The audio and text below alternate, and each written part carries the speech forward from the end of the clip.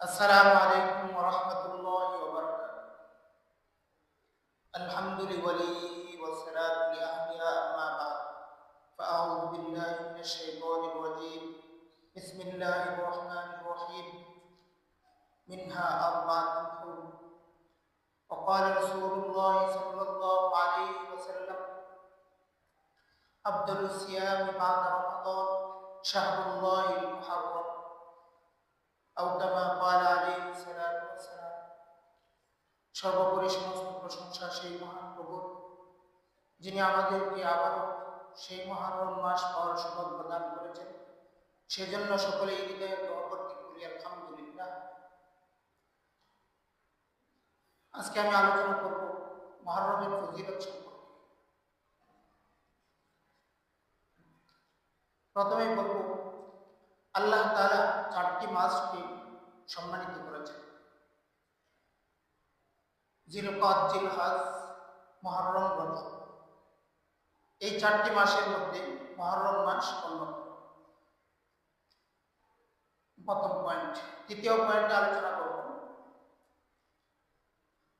আমাদের যে মূল আকর্ষণ আশুরা। আশুরার দিন আমরা রোজা রাখি। সেই রোজা রাখার পদ্ধতিটা কিভাবে হবে, সেই পদ্ধতি সম্পর্কে আল্লাহ রাসূল সাল্লাল্লাহু আলাইহি ওয়াসাল্লাম হাদিসের মধ্যে বলেন,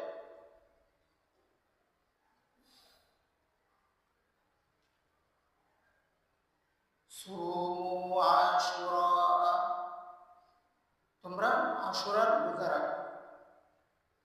ওয়া খালিফুল ইয়াহুদা, এবং ইহুদিদের বিপরীত করো।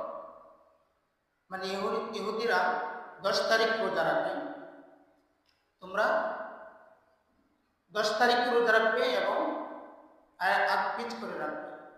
এর পরবর্তীতে আল্লাহ রাসূল সাল্লাল্লাহু আলাইহি ওয়াসাল্লাম হাদিসের মধ্যে বলেন, সুমু ক্বাবলাহু ইয়াওমান, তার আশুরার দিনের আগের দিন একটা রোজা রাখো, অর্থাৎ 9 মুহররম একটা রোজা এবং আশুরার দিন একটা রোজা। এর পরবর্তীতে আল্লাহ রাসূল সাল্লাল্লাহু আলাইহি ওয়াসাল্লাম বলেন, ওয়া বা'দাহু ইয়াওমান, এবং আশুরার পরে অর্থাৎ 11 মুহররম রোজা রাখো। অর্থাৎ হাদিস থেকে বোঝা যাচ্ছে যে আল্লাহ রাসূল সাল্লাল্লাহু আলাইহি ওয়াসাল্লাম বোঝাতে চাচ্ছেন যে তোমরা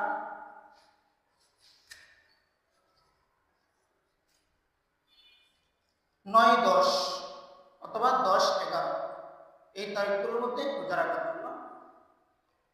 যদি একটা রোজা রাখি তাহলে ইহুদিদের সাথে আমাদের সাদৃশ্য হয়ে যায়, সেজন্য আমরা 2টা রোজা রাখবো আগ-পিছ করে।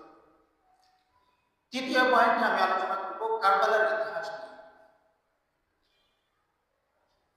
কারবালা সেটি ইরাকের একটি শহর। বাগদাদের 1 কিলোমিটার পশ্চিমে অথবা দক্ষিণে সেটি অবস্থিত। জুবাইর ইবনে বাক্কার রাহিমাহুল্লাহ বলেন, হযরত হুসাইন রাদিয়াল্লাহু তাআলা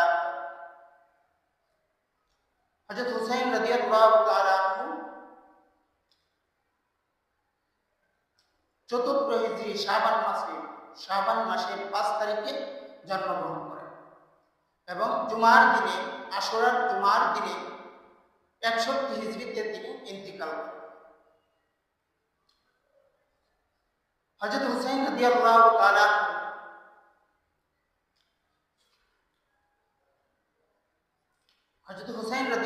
তাআলা কুফাবাসীদের চিঠি পেয়ে উনি রওনা হয়ে যান। তার স্ত্রী, ছেলে এবং ঘনিষ্ঠ সহ 200 সহচর নিয়ে তিনি কারবালার উদ্দেশ্যে রওনা হন।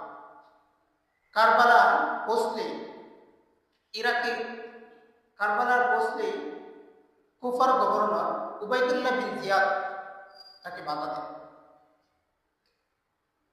হযরত হুসাইন রাদিয়াল্লাহু তাআলা মুসলমানদের মধ্যে খুনাখুনি বন্ধের উদ্দেশ্যে তিনি তাকে 3টি প্রস্তাব দেন।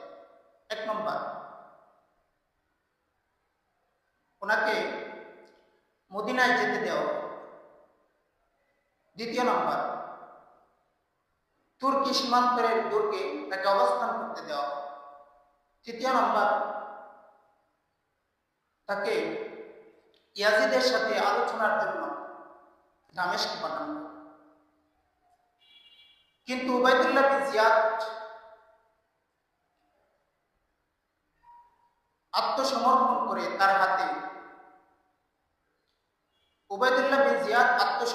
করে তার হাতে বায়াত গ্রহণ করার নির্দেশ দিলেন। কিন্তু হুসাইন রাদিয়াল্লাহু তাআলা সেটা